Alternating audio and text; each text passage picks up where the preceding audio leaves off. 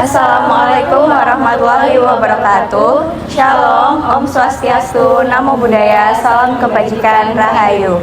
Pada video kali ini kami akan menampilkan hasil dokumentasi wawancara mengenai topik intoleransi dan kebebasan berpendapat. Sebelumnya, kami dari kelompok 1 akan memperkenalkan diri.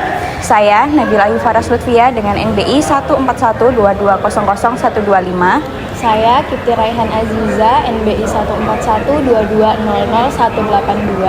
Saya Nadia Natasha dengan NIM 14122000197. Saya Livrananda dengan NIM 14122000209. Saya Hazal Farashaifuddin dengan NBI 14623000233. Selamat menyaksikan videonya dan semoga bermanfaat. Assalamualaikum warahmatullahi wabarakatuh. Perkenalkan, nama saya Hazal Farashaifuddin, NBI saya 14623000233. Pada kesempatan kali ini saya akan melakukan wawancara untuk memenuhi tugas mata kuliah Pendidikan Kewarganegaraan. Saya dari Fakultas Teknik Prodi Teknik Informatika. Kali ini saya sudah bersama narasumber saya. Boleh diperkenalkan terlebih dahulu, Kak? Baik, izin memperkenalkan diri. Saya Firda Aulia Ajisa Putri, mahasiswa Magister Teknik Sipil dengan NIM 14724000025. Baik, bisa langsung saya mulai ya, Kak. Apa definisi kebebasan berpendapat dalam konteks demokrasi modern menurut Kakak sendiri? Kebebasan berpendapat menurut saya dalam konteks demokrasi modern adalah hak individu untuk mengekspresikan pendapatnya tanpa takut penindasan dari pemerintah atau pihak lain. Baik, selanjutnya apakah Anda melihat adanya batas antara kebebasan berpendapat juga ujaran kebencian? Bagaimana cara membedakan keduanya secara jelas? Baik, menurut saya perbedaan antara kebebasan berpendapat dan ujaran kebencian yaitu kebebasan berpendapat yaitu adalah hak yang dilindungi, tetapi untuk ujaran kebencian adalah sebuah pernyataan yang mempromosikan kebencian ataupun kekerasan terhadap individu atau kelompok tertentu. Selanjutnya, menurut Anda, apakah masyarakat saat ini cenderung lebih sensitif atau bahkan justru kurang toleran terhadap perbedaan pendapat, dan mengapa demikian? Baik, menurut saya masyarakat sekarang lebih sensitif dan toleran terhadap perbedaan pendapat karena informasi yang diterima melalui media sosial lebih banyak. Tetapi untuk kesadaran dalam kebebasan berpendapat juga semakin meningkat atas adanya pendidikan yang formal. Sebelum saya melakukan wawancara, mungkin banyak bisa memperkenalkan diri terlebih dahulu. Kenalkan, nama saya Adriana Fernanda, mahasiswa program Teknik Industri 4 Surabaya. Kita masuk ke pertanyaan yang pertama ya, Mbak. Menurut Mbak, bagaimana sih definisi berpendapat dalam konteks demokrasi modern? Kebebasan berpendapat merupakan hak seseorang untuk mengungkapkan ide, pikiran, ataupun gagasannya secara terbuka tanpa rasa takut selama itu tidak mengganggu hak orang lain ataupun kehormatan.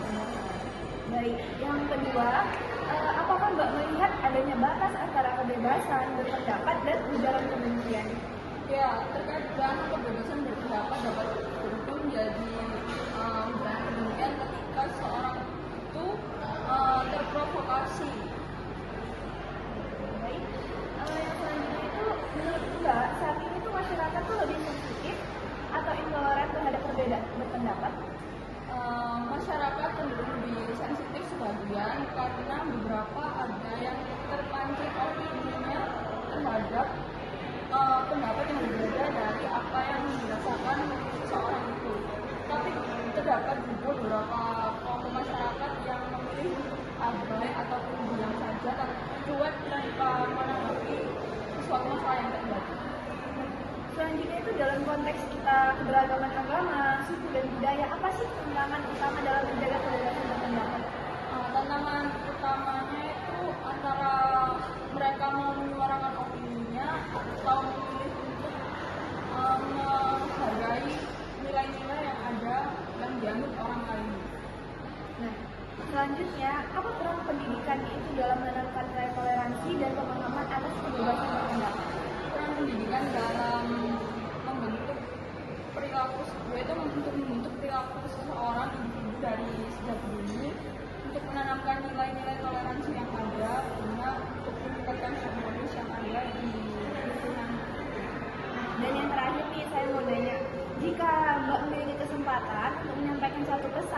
kepada pembuat kebijakan soal isu ini, apa yang ingin Mbak sampaikan? Untuk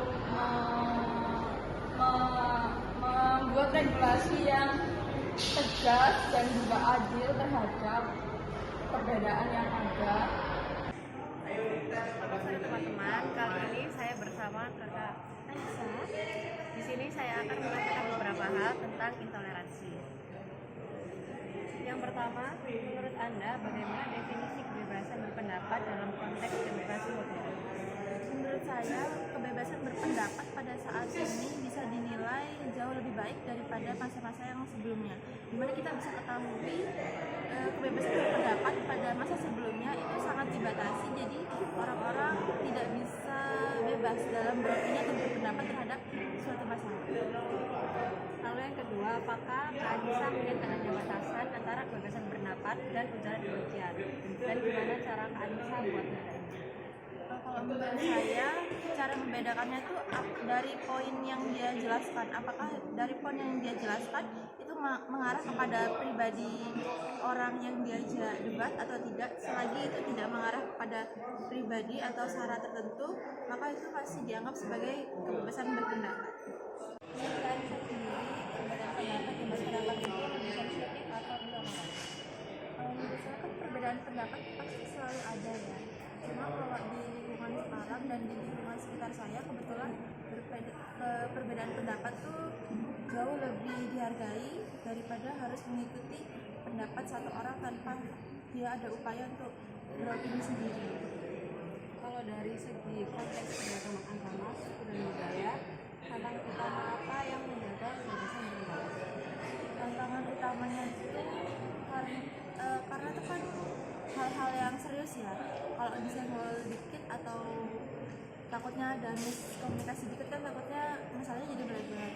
Nah jadinya yang perlu diperhatikan dari pemilihan diksinya aja, sama poin-poinnya biar tidak terlalu melebar aja. Kalau peran lembaga pendidikan dalam menanamkan nilai toleransi dan mengamalkan kebebasan pendapat, itu Anissa Perannya melewati kurikulum pendidikan karakter dari instansi pendidikan formal bisa, atau melewati seperti sosialisasi di berbagai tempat juga bisa. kalau ada kesempatan buat nyata sesuatu tentang intoleran, menurut Anissa apa? Untuk hal tersebut mungkin untuk kita sebagai orang bisa dibilang orang dewasa ya, sebenarnya kita tuh udah harus lebih bisa penilaiannya objektif. Jadi selama pendapatnya itu tidak melewati sara atau hal-hal sensitif lainnya, jadi seharusnya kita lebih fokus kepada poin-poin yang dia sampaikan. Baik Kak Anissa, makasih atas waktunya. Kali ini saya akan mewawancarai Desi Amelia, dari jurusan Manajemen, Universitas Stesia Surabaya. Baik, saya akan memulai pertanyaan yang pertama. Menurut Anda, bagaimana definisi kebebasan berpendapat dalam konteks demokrasi modern? Kebebasan berpendapat yaitu kebebasan ketika kita bisa menyampaikan pendapat tanpa takut dibungkam dan diancam, namun tetap dalam menjaga etika dan aturan yang ada. Pertanyaan kedua, apakah Anda melihat adanya batas antara kebebasan berpendapat dan ujaran kebencian? Bagaimana membedakannya? Kalau misalnya kebebasan berpendapat itu kita masih bisa diskusi dan memberikan saran, namun jika ujaran kebencian kita udah menggiring opini untuk membenci orang lain. Baik, lalu pertanyaan yang ketiga, apa menurut Anda saat ini masyarakat lebih sensitif atau intoleran terhadap perbedaan pendapat? Iya, karena mungkin beberapa orang itu mempunyai pandangan yang berbeda terkait isu yang ada. Baik, pertanyaan keempat, dalam konteks keberagaman agama, suku, dan budaya, apa tantangan utama dalam menjaga kebebasan berpendapat?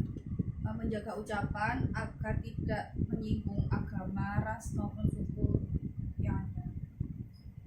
Untuk yang kelima, apa peran lembaga pendidikan dalam menanamkan nilai toleransi dan pemahaman atas kebebasan berpendapat? Menjaga toleransi, diskusi yang sehat, serta saling menghargai. Jika Anda memiliki kesempatan menyampaikan satu pesan terhadap pembuat kebijakan VALIS ini, apa yang ingin Anda katakan? Jaga kebebasan berbicara, namun tetap tetap tegas pada ujaran kebencian. Baik, terima kasih atas waktunya. Ya, sama-sama. Assalamualaikum warahmatullahi wabarakatuh. Sebelumnya kenalin bahwa saya Giti Rayhan Aziza, MBI 141220182, program studi teknik industri. Sebelumnya saya mau wawancara Mbak buat tugas mata kuliah saya, yaitu PKN kelas HKN. Sebelumnya Mbak boleh mengenalkan diri. Saya Siti Ambar dari program studi akuntansi.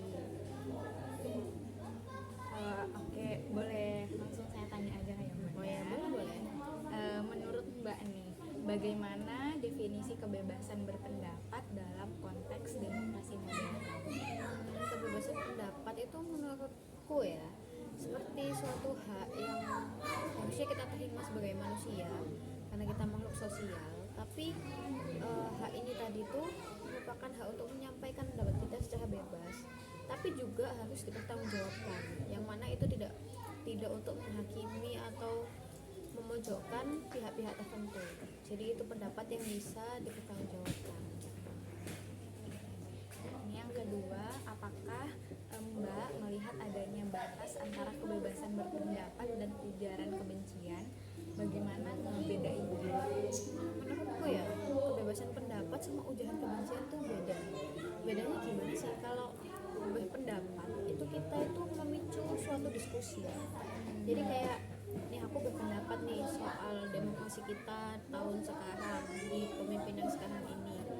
Nah itu kalau ada yang menanggapi itu ditanggapi balik, tapi tidak dengan emosi. Sedangkan kalau ujaran kebencian itu kayak oh ini ya ternyata presiden A, presiden B, presiden C itu kalau memimpin tuh nyekelin banget ya, kebijakannya tuh aneh-aneh dan lain sebagainya. Itu memojokkan salah satu pihak gitu, dan tidak menerima pendapat orang lain. Nah itu kan suatu ujaran kebencian ya. Jadi menurutku bisa dibedakan dari niatnya, tujuannya itu untuk apa. Apakah untuk memicu diskusi ataukah untuk memicu orang lain untuk ikut membenci. Itu sih. Lagi ya Mbak? Iya boleh. Apakah menurut Mbak ini saat ini masyarakat lebih sensitif atau intoleran terhadap perbedaan pendapat? Sensitif atau intoleran? Menurutku sih iya ya. Kadang-kadang orang itu kalau ada orang yang nggak sependapat itu cenderung memusuhi.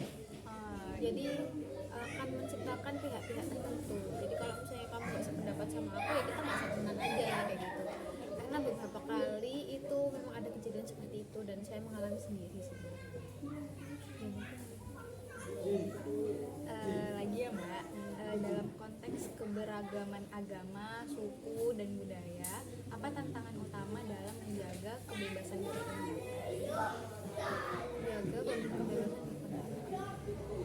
Menurutku sih lebih ke kayak nggak usah memicu usaha ya di dalam pendapat itu. Jadi kayak kalau berpendapat itu objektif aja, mau berpendapat soal apa. Kalau soal peraturan ya udah kita ngomongin peraturannya, jangan melihat siapa yang bicara, dari suku mana dia atau dari ras yang seperti apa. Jadi kita harus objektif. Jadi memicu objektif itu nggak bisa langsung sih, kita harus pelan-pelan karena kalau udah kebiasaan dengan perbedaan pendapat dari agama itu tadi, dia nggak akan dengar siapa yang bicara. Dia melihat apa yang bukan melihat apa yang dibicarakan, tapi siapa yang berbicara. Nah itu poinnya tuh harus ditiadakan. Jadi jangan lihat siapa, tapi apa yang dia ucapkan. Menurut Mbak, apa perkembangan pendidikan dalam menanamkan toleransi dan pemahaman atas kebebasan Pendapat di lembaga pendidikan kita tuh sekolah ya, lembaga pendidikan dari TK sampai kita kuliah. Nah, menurutku yang paling bisa diajarkan adalah gimana caranya berpendapat yang baik. Contohnya kayak misalnya guru nih, ada yang mau ditanyain nggak anak-anak? Ini kan kalau anak-anak SD kayak gitu ya, ada yang mau tanya nggak? Angkat tangan dulu ya kalau mau tanya. Terus tidak, itu dari lembaga pendidiknya sendiri ya.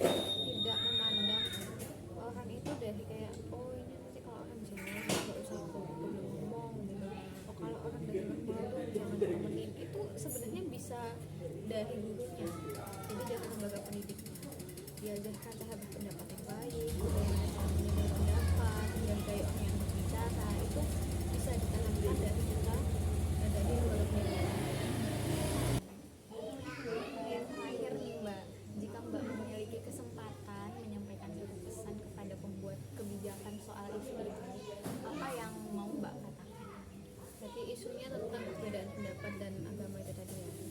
Kalau menurutku sih lebih ke training lembaga pendidikan, itu sangat penting ya menurut saya.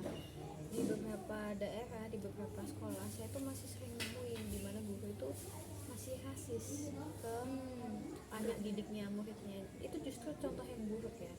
Jadi menurutku kalau misalnya boleh disampaikan untuk lebih melatih lembaga pendidiknya. Jadi jangan menyalahkan anak didiknya semata, tapi juga lihat siapa yang mendidik. Itu penting banget. Karena kita nggak bisa mempengaruhi kebijakan orang tua, kita harus mengajarkan mereka di lembaga pendidiknya. Jadi itu yang harus bahkan dikencengin gitu. Itu sih Mbak kalau menurut saya. Cukup ya Mbak ya. Terima kasih banyak. Demikian dari kami. Wassalamualaikum warahmatullahi wabarakatuh. Sekian juga yang kami dapat ajarkan. Semoga dapat bermanfaat dan menginspirasi bagi kita. Wassalamualaikum